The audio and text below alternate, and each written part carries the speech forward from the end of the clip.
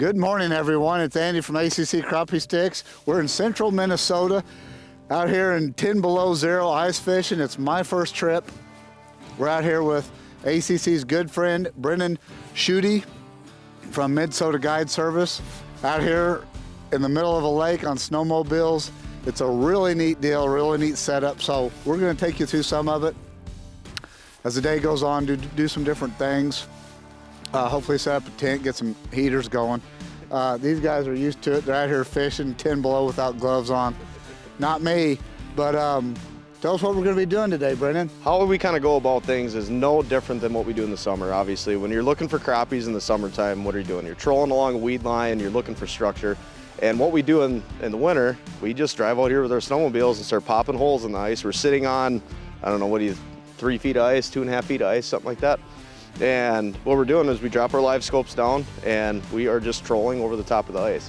And what we're doing right now is we're sitting in this basin, kind of a pinch point between the point over here to the west and then this island. And these fish kind of congregate here in the winter in this basin over the mud flat.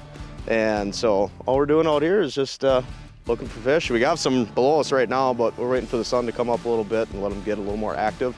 I mean, it's -10. Fish are pretty lethargic when it's really that cold out. So plus we just got through a really bad cold snap. So yeah, we had to push the trip back a couple of days because all this snow. So yeah, this is a new experience for us. I'm really excited about it, and I think it'll be a neat deal to learn some of this new tactics on. You know, it's a whole different deal because, like you said, on the boat you just put the side scan out and go, and this is, you know, a neat deal finding these fish. So we're excited about it. I think it'll be fun. And typically, like with me and my fishing partner Andy over here, what we do, especially if you can work in teams, you can cover a lot of water pretty quick. So we'll run a basin or a contour. We'll stay about 150 feet apart, and we'll each run LiveScope. That way you cover about 500-600 feet at one crack, and then you can just keep moving down that break line or moving down that basin. And so what we did here is, I've fished this spot before, so I kind of knew where the fish would be. And we pulled up close to an old waypoint. I dropped the LiveScope down, and there's just pods of them kind of scattered all through this basin. And so now what we have to do is just figure out what they want to eat. And so that's what we're gonna do now. Start chasing around and try to stay warm.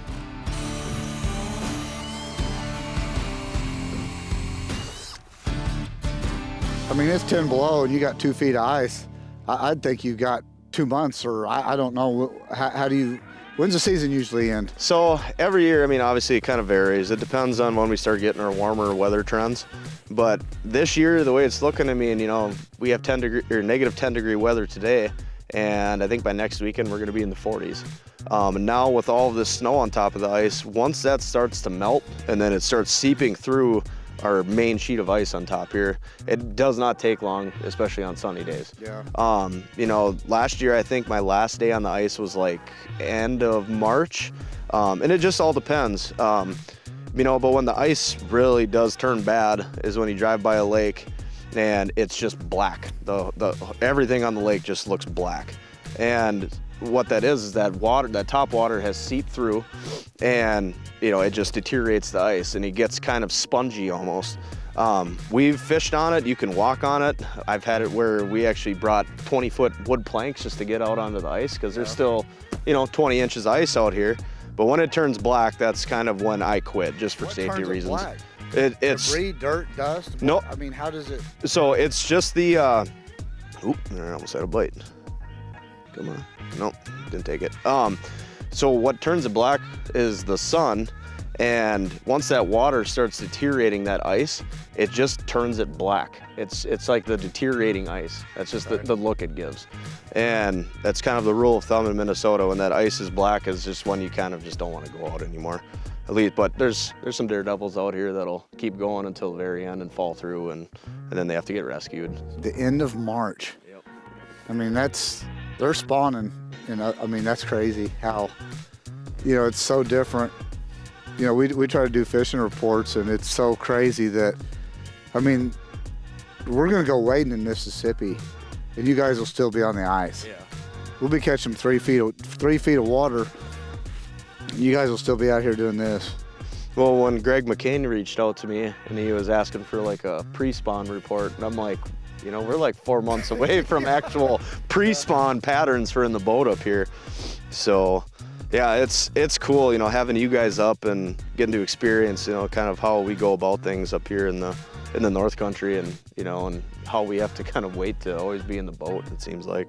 You get the pre-spawn, the spawn, the post-spawn, and the fall bite all in about a week. Yeah. And then the rest is ice. It's like, in the morning is pre-spawn, the afternoon is post-spawn. And then that weekend's the fall bite.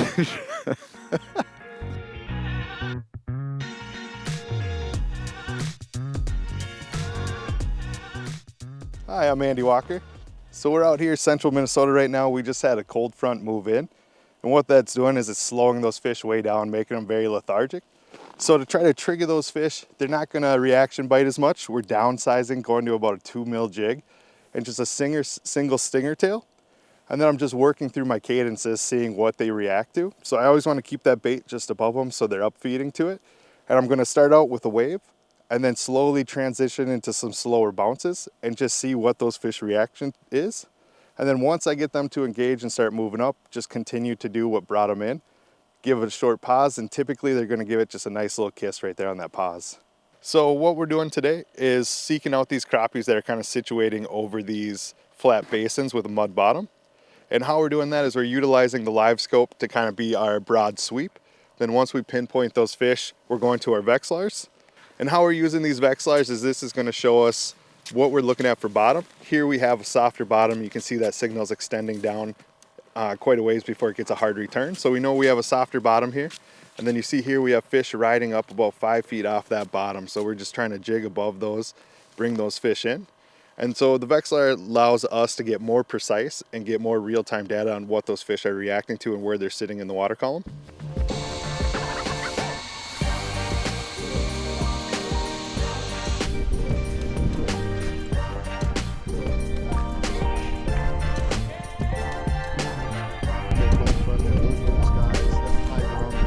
Fish on.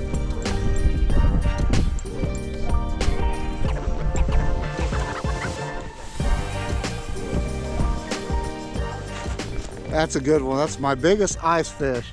That's a good 13, 14 inches there. That's a good one. Nice, pretty. They got a yellow tint to them up here, don't they? Pretty neat stuff. A lot of fun.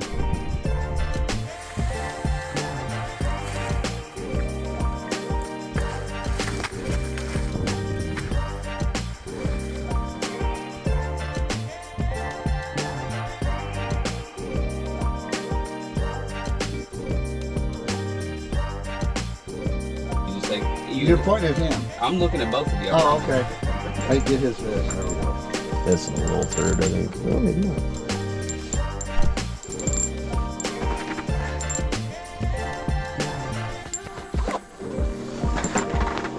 Look at this. Whoa. Bluegill.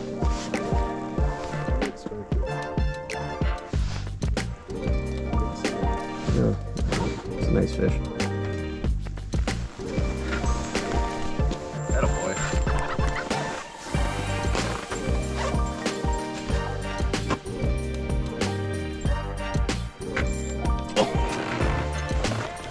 There you go.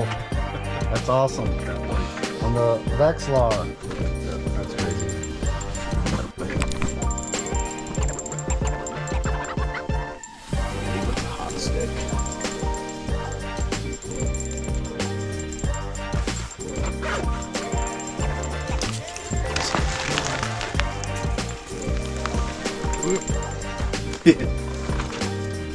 I gotta loosen those drags up when it's cold. Yeah.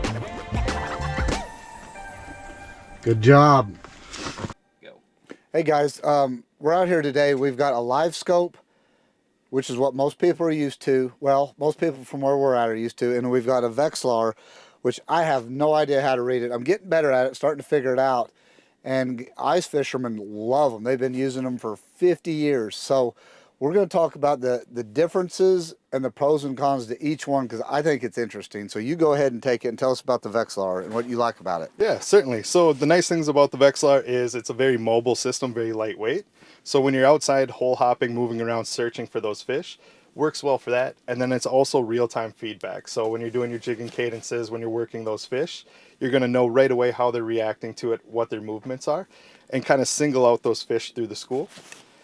Compared to the LiveScope, what's going to happen is you're going to be able to see a lot further with the LiveScope. You're also going to be seeing that school in its entirety, and you can kind of headhunt singular fish in that school with the LiveScope, where it'll be a little harder to separate those out with the Vexilar.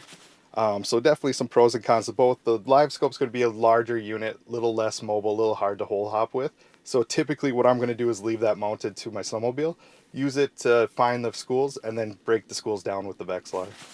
Yeah, it's pretty interesting. I like it. I like looking at both of them. I think it's probably more fun to look at the LiveScope because they look like fish. You know, they don't look like a band, a colored band. But you're out here to catch fish and be efficient. Efficiency is the key to everything, especially tournaments or guiding. You know, and you guys got to cover a lot of water and do what works best. So it's pretty neat to use both of them, I think. No, there's some out here too. I sit there and turn fish. They won't admit it? Nope. I'm like, guys, I'm not going to beg you all day. I mean, I will tell you, I will explain it to you. But if you want to be a complete idiot, I can't. At the end of a guide trip. Hey guys, Brennan with Mid-Sota Media and Guide Service here, and just wanted to run through the ACC lineup that I use for ice fishing. Right now, we are actually throwing spoons down for these crappies. I prefer the 30.5 just because you can power work those fish. The 28 is good for if you're using 5mm tungstens, 4mm tungstens. The 32 is really good for when you're just hole hopping around outside when it's nice out. You don't have to get down to your knees. You can just stand and fish. You can throw a spoon down with that. You can throw a tungsten down. But today, I'm really liking this 30.5. We're sitting in the shack right now, throwing spoons down, and we're catching some nice crappies with it too. So what we were finding today, I mean, we started off the morning, it was -10 out, and that was actual temp. So these fish are pretty lethargic. And to kind of get that reaction bite, we're sitting over a top of, I don't know, it's like 100 foot long of school crappies. And so what we're actually doing is I'm dropping the spoon down between the school and then slowly raising that up in hopes to get that reaction bite. And that's how we've been getting most of our fish today, versus when those fish are fired up, you drop down, stay about 1 to 2 feet above them, and then slowly work those fish up out of the school. Now the downside of dropping that jig or that spoon down in the school is when you set the hook on a fish, it'll scatter them a little bit, but they've been coming back in, kind of filtering in and out, so it's been working for us today really well. What I find interesting is, like you guys are wanting to drop right down in the fish. And last time I was in Alabama and in Tennessee and different places is, you know, sometimes you'll scare them. We try to stay like 2 feet above them. And then sometimes we try to hold it as still as we can and then slowly pull it away from them. And you guys are fishing these aggressive. You're getting right down in them and aggressive. And it was 10 below zero. So I would think just literally dead sticking a foot above them and not doing anything would be the go-to. So it's just interesting. Every lake's different. Every climate's different. There's, like we said, you can read a book about it, but that lake is gonna act so different than this lake over here. And like you were saying earlier, there's lakes up here where you fish 8 or 10 foot deep, and that blows my mind. In Tennessee, we're catching them in 40 feet right now. So it's just so interesting how what you get in your mind, you think it's going to be, and then you go learn something new, and it's interesting. I mean, watch how they're really aggressively fishing for these ice fishing. You know, that really surprised me.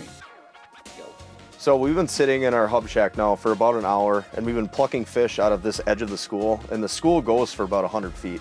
The fish kind of went stale around here now, so all we're doing, we're just going to make small movements out of the shack and just try to get on different pods of fish that are a little more active by using the LiveScope.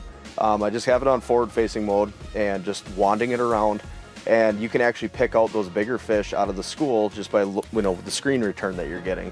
So just over here behind us, you know, 30 feet out, there's kind of the leading edge, and back here to the left, they stretch out to like 80 feet. So we're just going to go hop around and just try to find those active fish now. And I want to talk about some of the gear we're wearing. This is a clam ice armor, and they brought it for me. I didn't have it. I had some other stuff that works great where I'm at, But this stuff is made for cold weather and ice fishing, and it's not real heavy. That's what I was surprised by. I thought, are you sure this is warm? You're like, yeah, and it is. I've stayed toasty. It's 10 below zero. My fingers got cold, but this stuff, my body, this is a great coat, great bibs, and it floats. If you happen to fall out of your boat or fall through the ice, you're not going to hit the bottom. So I just wanted to say thanks to the Clam, the Ice Armor stuff. It's really good stuff, I think. I really like it. Yeah. So thanks, guys. Yeah. So what will the transition be when the ice is gone and you start getting the boats out here? Are they going to still be right here, deep? What do they do? You tell me. So, I mean, given the, just given the weather, if we have some super warm weather and that ice just erodes and is gone, give it about a week and a half. I mean, these fish are still going to be here. That water temp's going to be fluctuating, depending on the sun, if we have cloud cover. But for the most part, those fish will remain in this basin for at least, I would say, a week to 2 weeks. And then once we start getting weed growth, they'll start pushing up to the edges, up to those contours, and then that's basically like a pre-spawn bite. What do you guys always talk about? So they relate to weeds up here in these lakes. They do, yep, Okay. yep. Because we don't have a ton of, like timber or anything like that, especially in this area. So any type of, what we consider structure, if that's just this, steep embankment, contour, and if there's weeds up on top and it makes it flat, that's where those fish are going to relate to. And that's spring, summer, and into fall. Okay. Is that, I see fish, is that how they get their yellow tint? Is it different lakes or is it from the weeds? That's from the weeds, yep. So like if you catch weed fish in the winter, they're going to be more of like colorful compared to if you're catching them in like 50 feet of water, then they're going to be kind of just that pale kind of, and it all depends too, on the water clarity. How do you catch them out of the weeds? So we'll go in and drill. Are you talking in the winter? Yeah, or in the summer. Oh, in the summer. So what we do in the summertime is I'll look with my LiveScope. I'll run by with like my Helix Humminbird and look at side scan. And if you can see like an inside point, of a weed line, those fish will hang on that inside turn. They'll hang off the point and they'll kind of maneuver around that because crappies are ambush fish. What they'll do is they'll back up into those weeds and they wait for bait balls to come swirling around those inside corners and they ambush. So what we do in the summertime is I will position myself with the wind, get about 20 feet off of a weed point once I find one and once I locate fish, and we'll just start dipping into those weed beds. And I mean, typically it's thick milfoil beds or cabbage weed. And you just have to, dip that rod in there and just kind of pinpoint where you think the fish are. And once you strike one, you can guarantee there's going to be another 15 or 20 waiting for you there. So there'll be a whole group of them in that same spot. Yep. So say I wanted to book a trip with you, Brennan. How do we get a hold of you? So you can look me up on Facebook at Mid-Sota Media and Guide Service. You can look me up on Instagram at just Mid-Sota Guide Service, or you can give me a call on my cell phone, 320-510-5072. I run trips from spring to summer to fall, and I do a few select ice fishing guide trips as well. Just because it can be a little difficult, with it being -10. And not everybody wants to come do this, huh? Yeah. And if they do, they probably kind of do it on their own already. Yeah, or they're looking to learn to, broaden their, their fishing techniques or fishing skills, and I do that too. If people, want to learn different techniques of, how to target crappies in the winter, how to target bluegills, so it's kind of an introductory, type trip. But in the summertime, I'm guiding 6 months out of the year. So. Yeah, well, I know that we've really learned a lot, and it's been an eye-opening experience, and it's been really neat and a lot of fun, and it's good to have you on the team, and we're going to work with you on some new ice rods, get some input, and we've really enjoyed it. Yeah, So, it's been fun.